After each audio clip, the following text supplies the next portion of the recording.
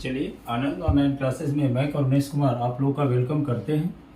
आज हम आप लोगों को सीबीएसई बोर्ड जो अभी 2022 की एग्ज़ाम होने वाली है सीबीएसई में, उसका इम्पॉर्टेंट क्वेश्चंस आप लोगों को, जैसे हाइट एंड डिस्टेंस का इम्पॉर्टेंट क्वेश्चंस हमारे चैनल के द्वारा आप लोगों को प्रोवाइड किया गया।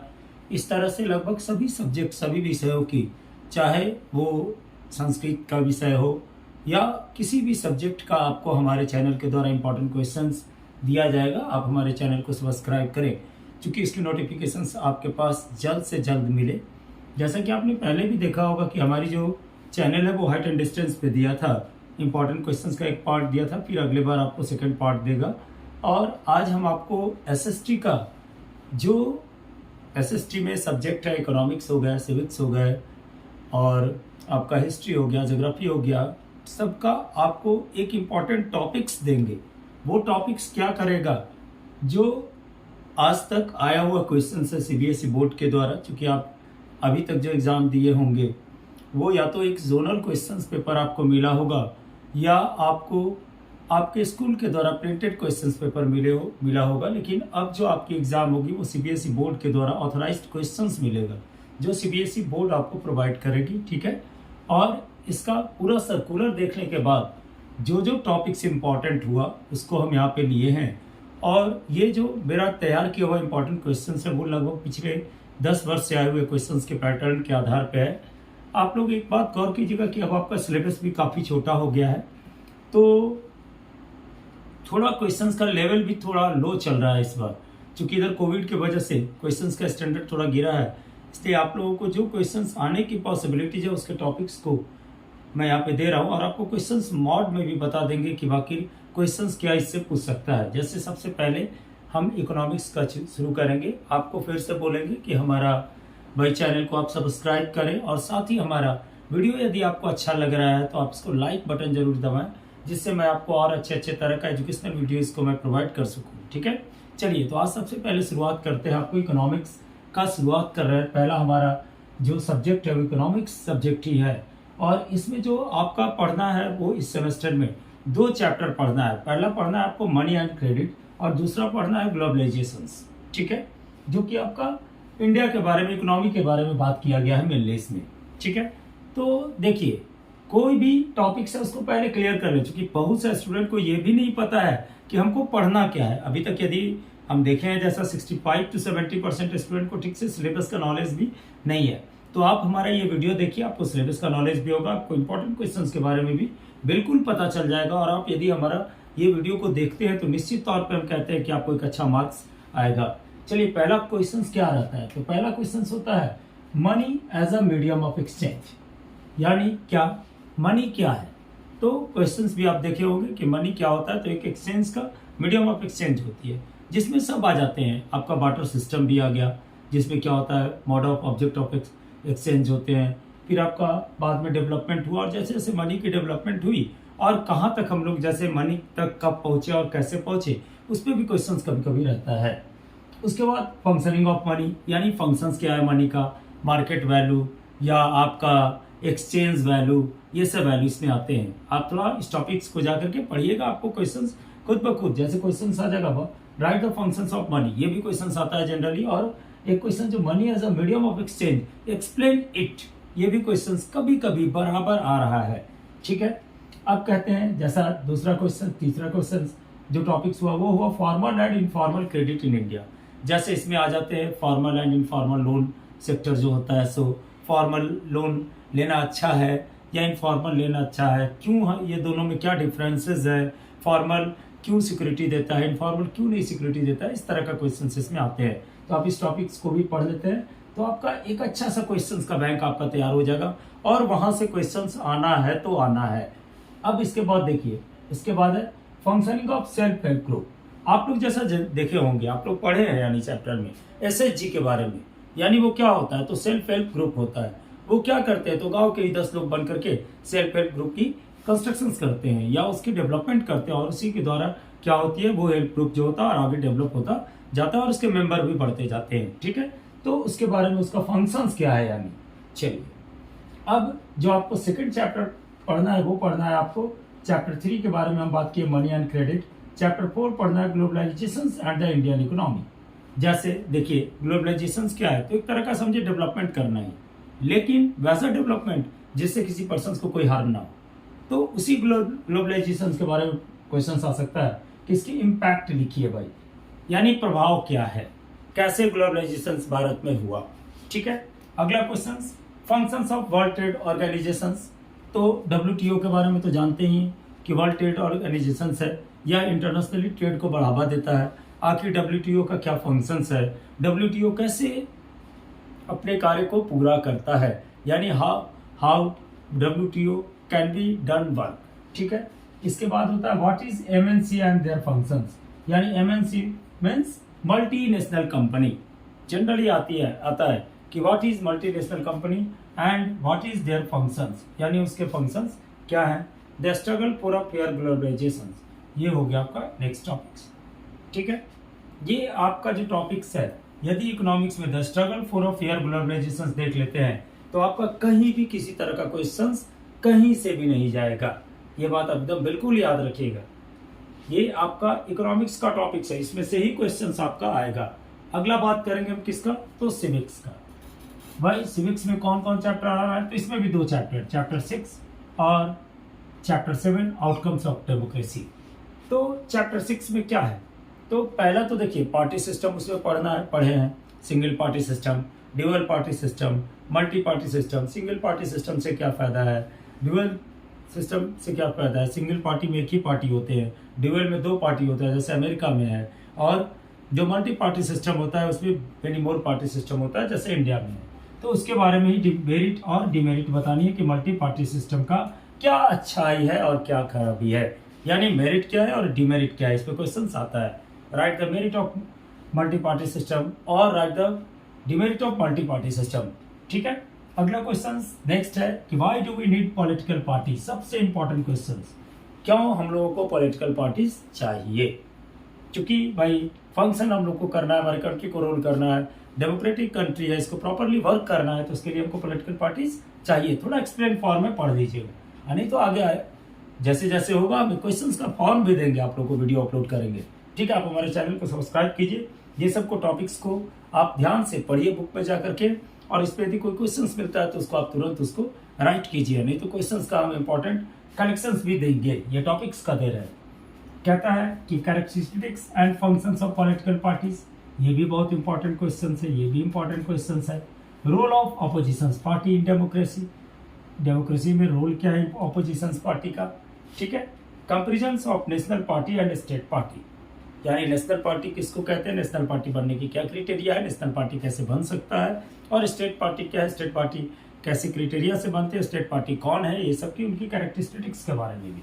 ठीक है, अब आ जाते हैं डेमोक्रेसी पे। तो डेमोक्रेसी क्या है, अब्राहम लिंकन के द्वारा दिया गया है कि भाई जो पब्लिक का है वो शासन ही आपका डेमोक्रेसी है। तो यानी उस पर कंपेरिजन करना डेमोक्रेसी और जो अन्य तरह का फॉर्म ऑफ गवर्नमेंट है इसका, यानी अल्टरनेटिव फॉर्म ऑफ गवर्नमेंट। उसके बाद सेकंड है accountable, responsive and legitimate government के बीच में डिफरेंट करना। Democratic government are better than in attentions explain, या merit of democracy, same question आएगा और ये इंपॉर्टेंट क्वेश्चन होता है।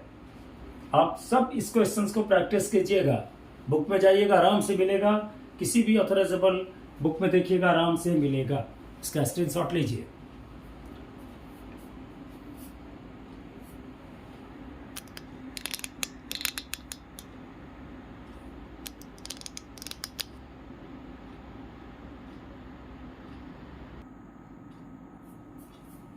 चलिए स्टूडेंट, पहले आप लोग इसका स्क्रीनशॉट ले लीजिए, क्योंकि लास्ट में क्या होता है वीडियो थोड़ा ये रिजोल्यूशंस कम हो जाती है, ये होता है उसमें प्रॉब्लम होता है, इसलिए पहले आप लोग इसका स्क्रीनशॉट ले लीजिए।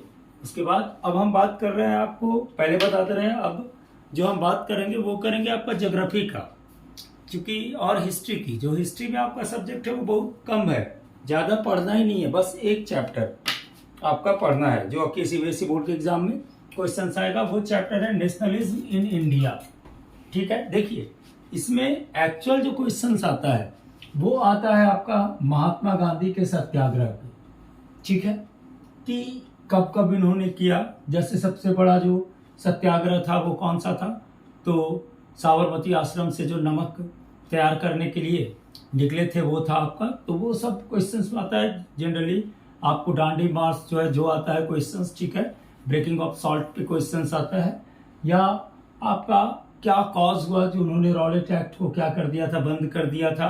जलियांवाला मैसकर के बारे में आता है, जलियांवाला मैसकर के बाद क्या अफेक्ट हुआ सो आता है। ये बात याद रखिएगा। एक रॉलेट एक्ट से क्वेश्चंस आपका देगा ही निश्चित तौर पे कि रॉलेट एक्ट क्यों हुआ, ये रॉलेट एक्ट क्या था, या क्वेश्चन दे सकता है रॉलेट एक्ट का कॉज क्या था, रॉलेट एक्ट क्यों फॉलो किया गया, किसके द्वारा किया गया, ठीक है। उसके बाद आपका खिलाफत and non operation movement.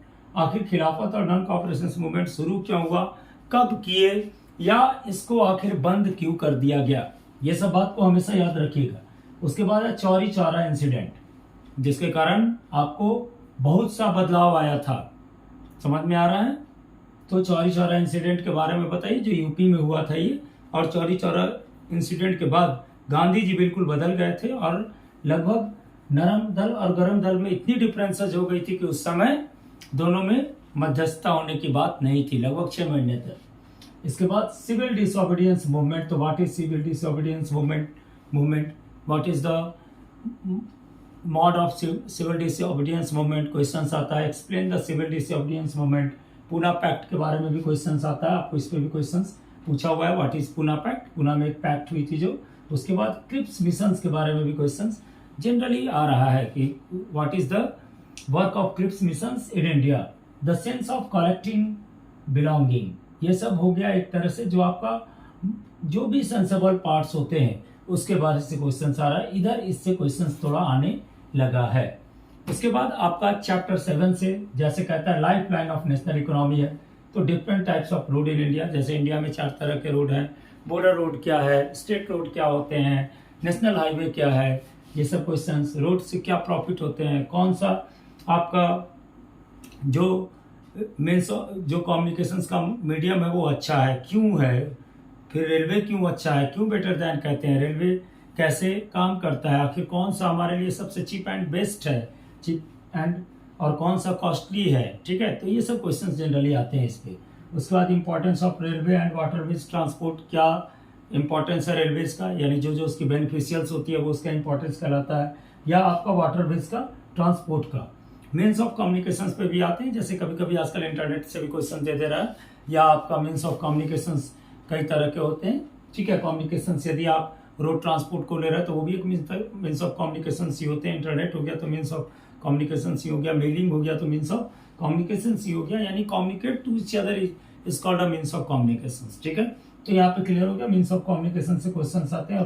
Role of trade tourism, trade tourism क्या है, आखिर टूरिज्म कैसे बढ़ेगा, कैसे इसकी डेवलपमेंट होगी, इस चैप्टर से ये क्वेश्चन आते हैं। ये आपका हो गया चैप्टर 7 का। हम बात की है ज्योग्राफी की, जो आपका आएगा सो हिस्ट्री में सिर्फ एक ही चैप्टर आ रहा है आपका, चैप्टर 2। याद रखिएगा, थोड़ा मिस्टेक कर गए थे नीचे, हम आपको पहले नहीं पता है, लेकिन आप याद रखिएगा चैप्टर इसी में आ रहा है। बस सबसे ज्यादा क्वेश्चन से जलियांवाला मैसकर हो गया हिस्ट्री में, या आपका रॉलेट एक्ट हो गया, चौरी चौरा इंसिडेंट क्या है, ये सब आप ये क्वेश्चंस को, टॉपिक्स को सिर्फ पढ़िएगा, उससे 2-3 क्वेश्चंस निकलेगा और हर एग्जाम में आता है। टॉपिक्स तैयार करके क्वेश्चंस ना देके टॉपिक्स तैयार करके देने का मकसद मेरा ये है कि आप उस टॉपिक्स को पढ़िएगा। क्वेश्चंस का लैंग्वेज थोड़ा कभी डिफरेंट कर देता है तो स्टूडेंट क्या होते हैं, कंफ्यूज हो जाते हैं। फिर हम आपको इसका एक क्वेश्चंस का इंपॉर्टेंट क्वेश्चंस का सेट भी आपको देंगे, ठीक है। लेकिन आप इसको पहले फॉलो कीजिए, तब आपको सेट भी ठीक लगेगा, नहीं तो ऐसे पता चलेगा आप सेट पे हो गए, बिल्कुल वही क्वेश्चंस पढ़े जो हम दिए, और यदि थोड़ा सा उसका हटकर आ गया तो आप कंफ्यूज कर गए। तो इस तरह से हम इंपॉर्टेंट क्वेश्चंस को सेलेक्ट किए हैं बिल्कुल, जैसे रोल ऑफ ट्रेड टूरिज्म हो गया। उसके बाद आपका क्या है, तो ज्योग्राफी का जो लास्ट चैप्टर है मैन्युफैक्चरिंग इंडस्ट्री, चैप्टर 6, इसमें क्या है भाई, the importance of industry to national economy, यानी आपका इंडस्ट्रीज का इंपॉर्टेंस क्या है हमारा नेशनल इकोनॉमी में, ठीक है। Why iron and steel industry is called basic industries, बहुत इंपॉर्टेंट क्वेश्चन है, चूंकि ये बेसिक इंडस्ट्रीज इसलिए है, एक कॉमन सेंस लगा सकते हैं, चूंकि ऑल ओवर इंडस्ट्रीज में इसका यूज होता ही है, या किसी न किसी मॉड में इसका यूज करेंगे ही, तो बेसिक इंडस्ट्रीज का एक मॉड होगा ही। पढ़िएगा, वहां पे 2-3 लाइन का आंसर है, ज्यादा बड़ा नहीं है, उसको चाहिएगा तो डिलीट कर दीजिएगा।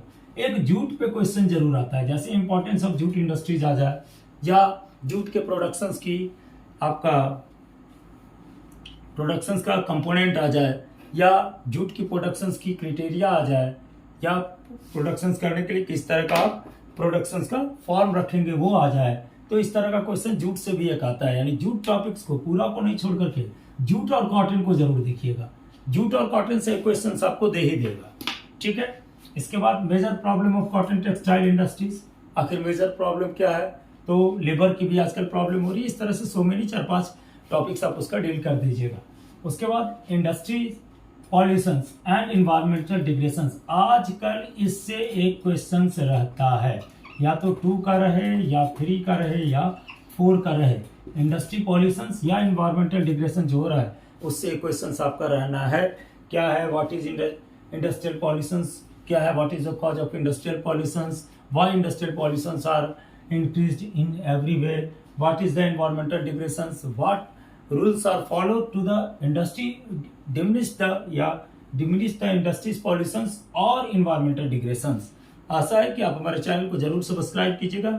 ये आपको हम वीडियो जो दे रहे हैं कि इंपॉर्टेंट टॉपिक्स का वीडियो हो, यानी इससे हर टॉपिक से 2 या 3 क्वेश्चंस बन सकते हैं, और इस टॉपिक्स के हर एग्जाम में देखे हैं, हमारा देखा गया है या हम गौर किए तो पता चला है कि इस टॉपिक से आपका ये सब टॉपिक से क्वेश्चन रहना ही है। भले क्वेश्चंस का थोड़ा लैंग्वेज चेंज कर देता है, इसलिए स्टूडेंट कृपया करके, बहुत हम कह रहे हैं एकदम प्रेशराइज करके कहते हैं कि यदि अभी भी कुछ नहीं पढ़े हैं तो कोई दिक्कत नहीं है, कम से कम इस टॉपिक्स को जाकर पढ़िए। उसके बाद हम एक क्वेश्चंस का सेट देंगे और आप उसको पढ़िएगा। चलिए, धन्यवाद।